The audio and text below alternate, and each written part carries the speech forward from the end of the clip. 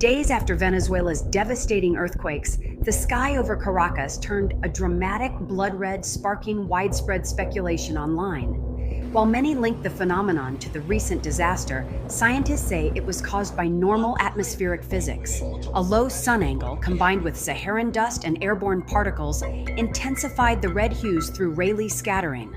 Although the timing was striking, experts confirmed the vivid sunset had no direct connection to the earthquakes. Ndugu zangu, Luka 21 mstari wa 25.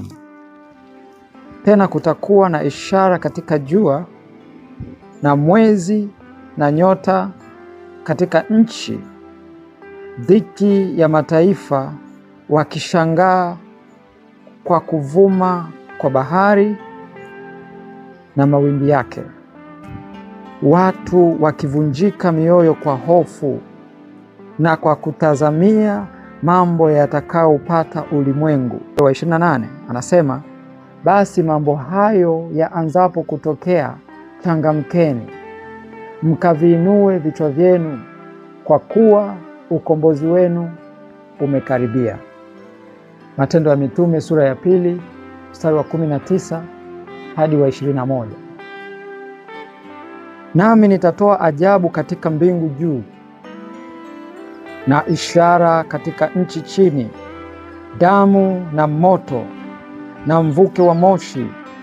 Jua litageuka kuwa giza na mwezi kuwa damu, kabla ya kuja ile siku ya Bwana iliyo kuu na iliyo dhahiri.